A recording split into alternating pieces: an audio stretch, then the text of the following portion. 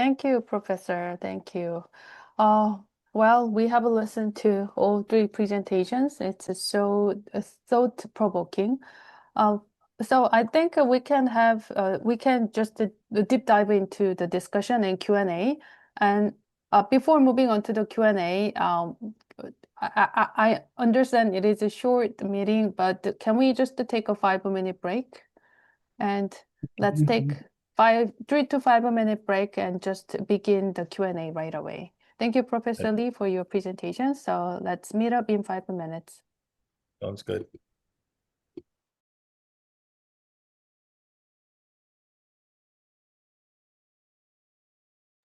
You.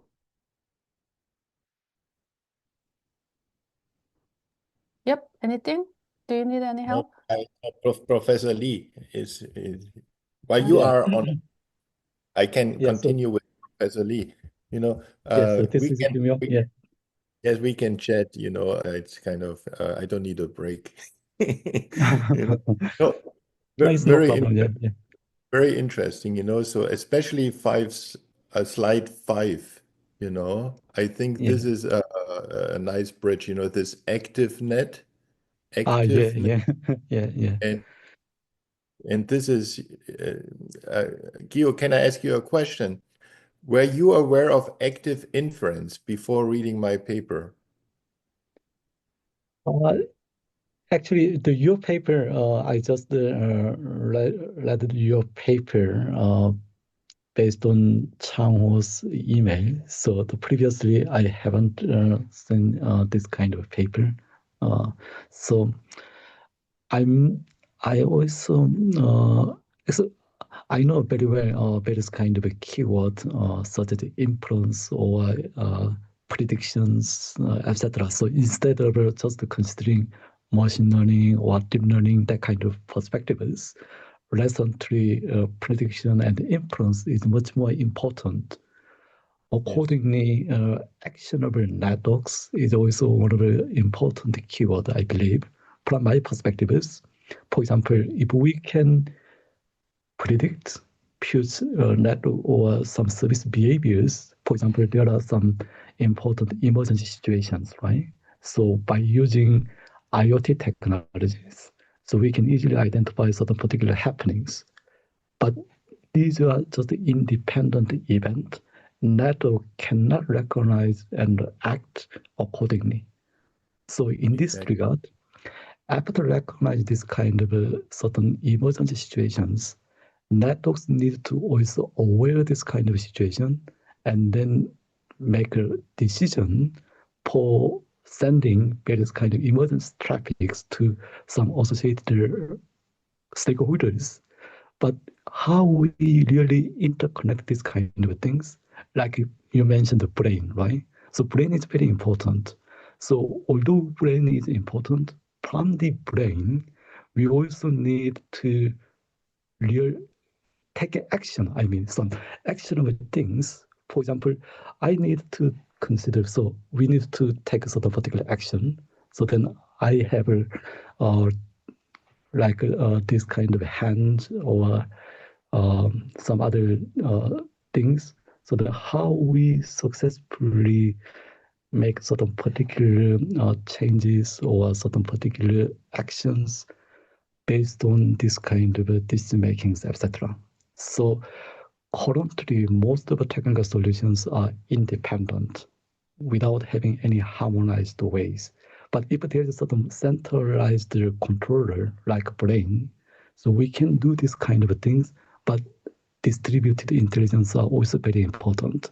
So then how we well coordinate this kind of certain intelligence are really essential point, I believe. So in this context, anyway, there are lots of things to do. So the one very important thing is network should have very foundational role for connecting this kind of lots of entities. I fully agree. Maybe a quick comment. You know, the state-of-the-art AI is disembodied and passive, you know, Okay. and we have to make a transition towards embodied AI and inactive AI. You know, it's really taking action. You know, Right. acting Yeah. on the physical world, and then have this action perception loop, And Yeah. also, Yeah. final comment, then Eunice will take over. I did not mention Web3, you know. So when people ask me what is 6G, what is the difference between 6G and 5G, I always mention it will be AI native, but will also be Web3. Web3 blockchain is not part of 5G, but it will be part of 6G. So I fully agree with you. Final comment, and then I shut up. Composable, I fully agree this, but in active inference, they use a word intelligence in natural system is nested. So nested Okay. Yeah. architecture. Yeah. Yeah. Kind Yeah. of like a body. We have a Yeah. small Right. cell, Mm. then we have an organ, we have a body part, nested intelligence, Right. Maybe Right. Yeah. Yeah. you use composable, but from a biological perspective, nested intelligence, that's how natural systems work. You Right. have Right. small Yeah. forms of intelligence nested in bigger intelligent forms, and it forms a whole body. Right. Okay, you need Yeah. sorry. Yeah. So it's These very are the interesting to professors, they speak. don't need a break, they are curiosity driven. Yeah, that's just so great. Well, actually, while you two have discussed, I just to get one question to you, Dr. Maier. So this question comes from Mr. Changho. And as I listen to your presentation, I feel like I am just watching a film Avatar. In the film Avatar, there was a tree of Iwa, and I feel like I am finally finding the tree of Iwa from Avatar. So actually in 2024, I was invited to submit a paper to the IEEE Future Networks World Forum in Dubai. But however, due to the lack of a clear structure and the broad scope of the topic, it was very difficult to develop it into a formal paper without additional support. So while designing the structure of a VelsaNet, I envisioned a system that accommodates users like a region. So the concept of a region refers to a root-like structure, and it is very also similar to that of the mycelium network that you mentioned. So, as the one who designed this structure, I came to believe that Earth will become one giant artificial intelligence. I was surprised that you have the same concept that I have envisioned in my mind. So, the roadmap of VelsaNet aligns with that of the paper, as I also set 2030 as a key target year. So, Professor, do you think a VelsaNet could eventually replace the current internet?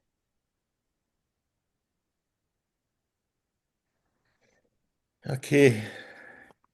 I always like to give small answers, short answers. So the short answer is yes. 네, 항상 제가 답은 짧고 명확하게 하는 걸 좋아하거든요. 그래서 그렇게 얘기해 보자면 가능하다고 생각합니다. And here is the longer response. 좀 상세하게 답변을 그럼 좀 드려보겠습니다. So first, Avatar, I know this movie and I know the story behind the movie. So Avatar, the director was James Cameron. James Cameron, a Canadian Oscar award-winning director. James Cameron. 네, 아바타 영화 저도 잘 압니다. 그 뒤에 숨겨진 이야기들도 알고요. 그 카메론 감독이 캐나다 사람이죠. 그 오스카상도 받은 저명한 감독님이신데요. And James Cameron was inspired by an ecologist from Vancouver, British Columbia. 네, 영국의 브리티시 컬럼비아 대학의 한 생태학과 교수님의 그 논문에서 영감을 얻었다고 합니다. And this ecologist, she's also Canadian. Her name is Simar. Simar, and she researched on this mycelium, on this underground network below trees. Okay, and James Cameron took this idea and realized it in the movie Avatar. So the Avatar movie is not fiction, but it's based on science, on Simar's paper. It was published in Nature, I think, 1990. So 네. Avatar is not fiction. It's not it could be, it's based on hard science. 그래서 그 영감을 얻은 학자님이 역시나 캐나다 사람이고 시마라는 분이신데요. 아까 얘기했던 그 지하 땅속 나무 밑에 있는 균사체를 연구하신 분입니다. 그래서 그 카메론 감독은 그 균사체라는 매우 과학적으로 입증된 개념을 이제 영화로 구현을 해낸 것이기 때문에 이 아바타는 어떻게 보면 공상 과학이 아니라 아주 탄탄한 과학에 입각한 영화라고도 할 수 있겠습니다. Then to wrap up my long response, yes, I see the potential that VelsaNet will replace or will be the next evolutionary stop of internet. However, I also have some questions, and I have only 2 questions about the white paper. I stop here for translation. 네, 충분히 그래서 가능하다고 생각하고요. 벨사넷이 이제 차세대 혁신의 요소가 될 수 있다고 봅니다. 그래서 백서 관련해서 2개 질문이 있습니다. So on page 3 of the white paper, I see 2 statements. First one is independence from the internet, and the second one is section 3.1, polyhedron-based network structure. My 2 questions are, why do we need to be independent from the internet? Second question, why these polyhedra node structures? Why there are different types of node structure we can think of. Why these different specific types of node structure? So why independent? Is it really a strict requirement? And why these types of node structure, these polyhedron-based network structures? 네, 2개의 질문인데요. 그 백서 그 3페이지에 보면은 이런 말이 나옵니다. 이 벨사넷은 기존의 인터넷과는 다르다. 기존의 인터넷에서는 독립되어 있다라는 말하고요. 그리고 섹션 3-1에 가면은 여기에서 다양한 노드 구조가 있는데 그 중에서도 폴리히드라 다면체 노드 구조를 이제 말씀을 하셨습니다. 왜 기존 인터넷과는 달라야 되고 이게 아주 중요한 요건인가요? 그리고 왜 여러 가지 노드 구조가 있는데 그 중에서도 이 다면체 구조, 폴리히드라 구조를 말씀을 하신 건가요? 그 이유가 궁금합니다. 첫 번째 내용은요. 두 번째 내용부터 할게요. 왜 다면체를 적용합니까? 그러니까 네트워크는 지금 상의 평면, 그러니까 플롯으로 이렇게 구성해가지고 모든 걸 이렇게 직렬 구조화를 이렇게 하다 보니까 병목이 많이 생겨요. 그것도 그런 병목의 해소뿐만 아니라 서버와 클라이언트 모델을 기본으로 만들다 보니까 이 패킷이라는 걸 라우팅하기 위해서는 엄청난 자원이 에너지가 많이 들어가요. 실질적으로 평면상의 문제를 해결하기 위해서 이 계층이라는 구성을 만들었고요. 그러니까 그런 계층을 적용하기 위해서 찾다 보니까 플라톤의 정답면체 개념을 만들었고, 실질적으로 기존의 인터넷과 다른 개념은 뭔가 하면 이 수용의 개념은 옛날에 그 기존의 인터넷은 SS, 그 다음에 이동통신, 라디오 관련 부분, 그 다음에 코어가 별도로 다 이렇게 게이트웨이를 통해 가지고 호환되게끔 만들어 놨어요. 그러다 보니까 이런 게이트웨이의 문제점, 하나의 통합적인 개념, 그걸 만들기 위해서 이제 다채널에 적용을 한 거고요.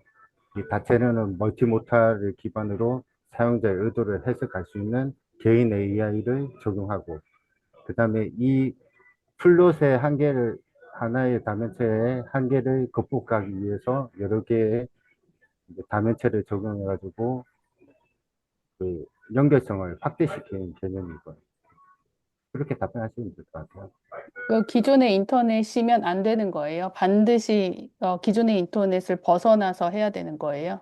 네, 다중 광고 기반으로 연결되기 때문에 기존의 인터넷은 1대1로 이렇게 링크를 구성하기 때문에 그 한계성이 있기 때문에 이거는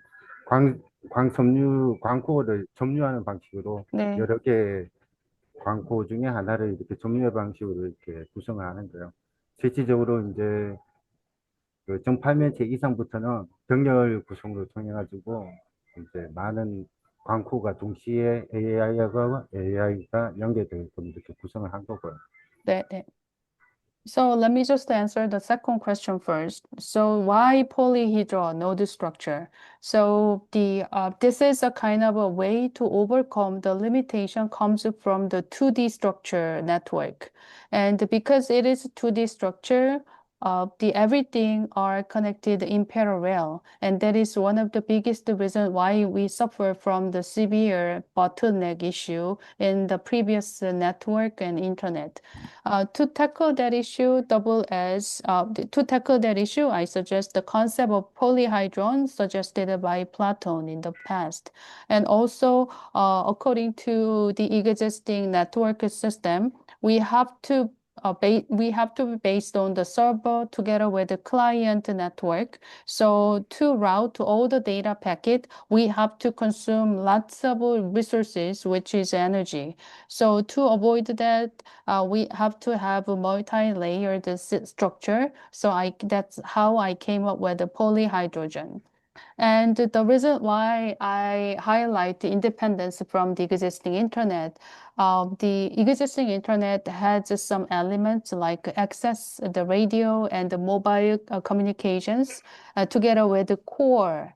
And these are interoperable to make the internet working. And however, the gateway has some big issue. So to overcome these kind of limitations, many are trying to suggest some integrated concept, which is more like a multi-channel concept with the AI agent added on certain level. So I believe, and my model is also will have some the optic cable optic fiber cores, so it will alternatively working depending on the situation or depending on the characteristics of the data. So it should be independent from the existing internet. Okay. So any other question? Yes, yeah, of course, but I don't want to take all the airtime. Yeah. Gio, you have questions? 제가 질문할게요. 네. 마틴 마이어 교수님은 개념적인 철학을 기반으로 이걸 구현을 하려면 구조를 만들어야 되거든요. 이 케이스는 인터넷 케이스예요. 인터넷이 개념을 만들고 그걸 구조화를 하고 기능을 구조하고 실제로 적용을 하게 되는 거예요. 근데 제가 만든 거는 구조를 만들고 그 다음에 개념을 입히고 기능을 만들고 이제 실행이 되는 부분이죠. 구조를 만들면 실질적으로 세상에 적용하기가 빨라요. 인터넷은 개발까지 9년이라는 시간이 걸렸어요. 실질적으로 사람까지 연장하면 한 20년, 30년 걸린 개념이고요. 구조를 가지고 개념을 만들었을 때 같이 협업하면 2030년까지는 이걸 만들어낼 수 있다고 저는 자신을 해요. 근데 그만큼 투자가 많이 돼야 돼요. 투자가 많이 이루어진다면 같이 협업해가지고 만들 자신이 있는지. Well, I have one question to you, Professor Martin. Actually, I think we are talking about the same thing or at least the similar thing, but the approach is a little different. You started from the concept or philosophy and then move on to the structure. But on the contrary, I started with the structure and then I just add and shape some the concept and the functions. If we start with the structure, then it's a little faster to develop it into something that people can use and accept. And in case of the real internet that we are using, it took at least 9 years to shape some form. And so it took in total of 20 and 30 years until the people and the world accept the concept of internet as it is. So I believe if we start with a certain type of a structure, then it's way easier to finalize our concept with the concrete or conceptual the structure with the function functions on it. So if we work together, since you have a strong concept and I have a strong structure, then I believe we can make it happen before or by 2030. Of course, it requires a lot of huge scale of investment. So, Professor, if there is any investment coming along, are you willing to work with me and my team to develop it into something that that kind of transform the world? Again, I'm I'm a little bit old, I have my habits. Short answer and long answer. Short answer, yes. 네, 일단 네, 예스고요. Long answer, I see, I really fully agree we come from opposite angles. You come more from a technical perspective, I come more from a conceptual perspective. 네, 그래서 좀 길게 설명드리면, 예, 말씀하신 것처럼 반대로 이제 접근하고 있는 것 같아요. 저는 개념적으로 접근하고 있고, 대표님은 이제 기술적으로 접근을 하고 계십니다. And we have to fully understand, so what are the commonalities and what are the differences in our points of view.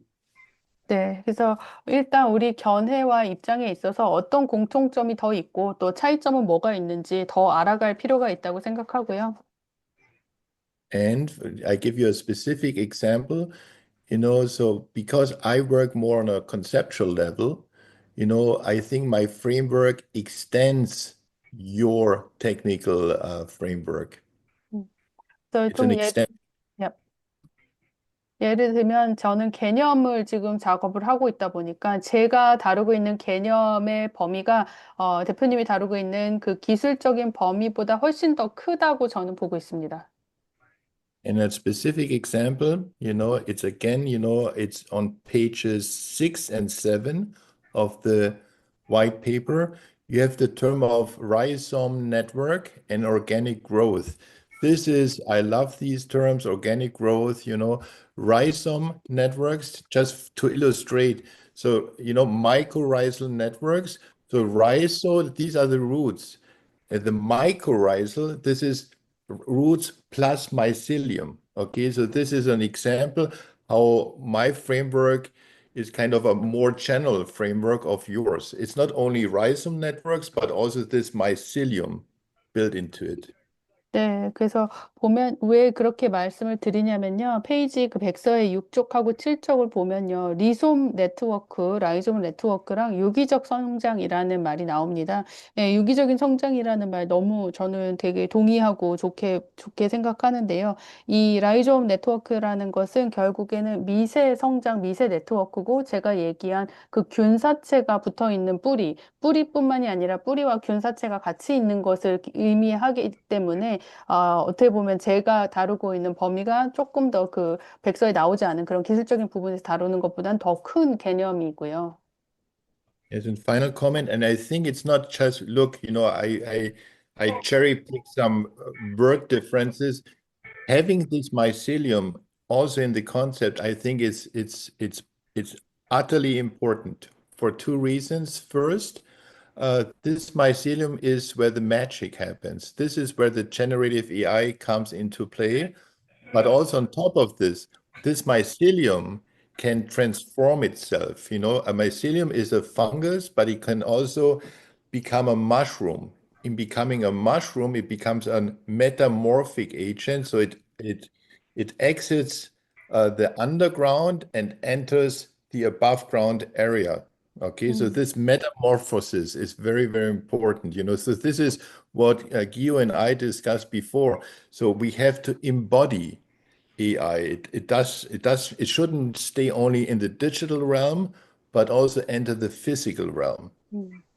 네, 그리고 이 균사체라는 개념이 두 가지 면에서 매우 큰 그냥 그 라이조민보다는 훨씬 더 큰 개념인 게요. 비슷한 부분일 수는 있겠지만 일단 이게 바로 이제 우리가 꾀었고자 하는 이 모든 마법과도 같은 일이 일어나는 게 그 균사체 부분입니다. 그리고 생성형 AI가 직접 여기에서 작용을 하는 부분이기도 하고요. 그리고 두 번째는 이 균사체라는 거는 왜 버섯균이 있고 그 버섯균이 잘 자라면 버섯이라는 것으로 구체화된 무언가가 나오잖아요. 이게 바로 균사체가 하는 겁니다. 우리가 여기에서 이제 탈바꿈, 변형이 일어나는 건데요. 어떻게 눈에 보이지 않는 균사체에 우리가 이제 AI나 이런 것들을 잘 입혀주게 되었을 때 사람들 눈에 보이지 않는 세계에서 눈에 보이는 세계로 연결해서, 그러니까 땅 속에 있었던 버섯균이 땅 위로 버섯이 돼서 나오는 것 같은 그런 것이 이루어질 수 있는 게 이 균사체이기 때문에 조금 개념이 더 크다고 볼 수 있습니다. And very final comment, promise, Eunice. And these mushrooms, so these are the transformed mycelium, they enter the physical space and they engage in activity, in agency. So a mushroom agency is spores. So it spreads spores. And these spores can be interpreted as rewards or incentives. So this is very linked to what Gio said about tokens, blockchain tokens, incentives. So a fungus can metamorphose into a mushroom. Mushroom engages in activity, specifically in spreading spores. And these spores are like creating new life forms, like reward, like incentives. So it's like a life cycle. So this is something which is important, I think. 네, 그래서 정리를 하면요. 이렇게 땅속에 눈에 보이지 않는 세계에 있었던 균사체가 버섯균이 되고 그게 탈피를 겪으면서 우리가 살고 있는 눈에 보이는 세계에 버섯이라는 것으로 생명이 탄생하게 되면 그것도 또 다른 활동을 하게 됩니다. 그 활동을 하면서 홀씨를 뿌리게 되는 거고 이 홀씨가 또 자리를 잡으면서 새 생명력을 갖게 되는 그러한 생애 주기를 갖게 되고요. 여기에서 말하는 홀씨, 새 생명을 갖게 된 게 아까 이 교수님이 발표 중에도 얘기했던 토큰이라든지 그런 블록체인의 블록 이런 형태의 인센티브가 또 되는 것이라고 저는 생각하고 있습니다. 마지막으로 저 한 가지만 더 질문할게요. 저도 벨산넷을 만들면서 균사 개념이나 그다음에 뭐 그로 인한 뭐 영토와 탈영토화 개념부터 해가지고 리좀의 여러 가지 철학적인 부분이나 균사 다 고려를 한 거예요. 이게 마틴 마이어 교수님이 잘 모르시는 것 같은데 구조를 만들면 이 어떤 개념이 나올지 유추 과정은 모든 걸 해가지고 제가 마틴 마이어 교수님 생각보다 저도 적다고 생각 안 해요. 단지 그걸 백스에 옮기기에는 양이 많고 세부적인 그가 들어가려면 몇 달을 걸려가지고 설명할 수 있는 부분이 만들어져요. 그러니까 그 부분에 대해서 좀 어필 좀 해주세요. 네. Well, thank you for your comment. But, first of all, what you have to understand is that the white paper doesn't reflect every single the philosophy and the concept that I have considered and developed so far. The white paper has a clear limitation, and I still thinking about so many things in my mind. So sometimes I couldn't translate every single piece of my thought into the white paper. And so, as you described, I even consider and reflect the mycelium and the territory and anti or exoterritorial and the rhizome philosophy into my structure when I develop it. Every single component that you mentioned have well reflected into the structure. When people, not only me, but the general scientist or researcher, think about or develop the structure, they consider so many and broader range of concept to make something happen or make something, visible or the sound, the heard. So I consider all the concept, including mycelium and many others, into this structure. So I agree many part with you, but I disagree the part that your concept is bigger or expanded than my technical structure. And so please bear that in mind that there are many more things that I have not described in the white paper. But if you just invest a little more time, or if we have another opportunity to talk further, then I can explain better for you to understand. We are ultimately talking the exact same thing, and all the concepts that you have considered are well reviewed and reflected onto the structure. Very good. I'm very happy to hear that. 네, 아주 좋습니다. 그렇게 하셨다니 다행이라고 생각이 들고요. 마지막으로, 이런 만남이 다음에도 계속 오프라인 쪽에서 이루어지기도 바라고요. 그 다음에 저는 구조를 만들고, 마틴 마이어 교수님은 개념을 만들고, 이규민 교수님은 표준화를 이루어가지고, 우리가 세상을 한번 바꿔볼 수 있으면 좋겠다고, 마지막 인사 저는 그렇게 네. 하고 싶네요. So, Professor Lee and Professor Maier, thank you for your time. And I think time's up. So, I really wish to meet you online or offline. And whatever the opportunity is, I am more than willing to meet you and sit down together with you to deep dive into our topic. Actually, I think we are perfect combination because Professor Maier, you deal with the concept, and Professor Lee deals with the standardization, while I am developing the structure. So we three can work together to transform the world. That I have every confidence to say that. So I can't wait to see you in next Zoom meeting or offline meeting. Thank you very much. Pleasure was all mine. 네, 감사합니다. 이 교수님 네, 마지막 그럼, 말씀하시겠습니까? 네, 그럼 네, 끝난 거죠? 네. 네네. 이렇게 뭐 초대해 주셔서 감사하고요. 예, 다음에 또 미팅이 있기를 바라겠습니다. 네, 감사합니다. So thank you for invitation. I really wish to meet you later once again, or all the gentlemen who joined this meeting. Thank you. Thank you. 네. Bye. Bye. Take care.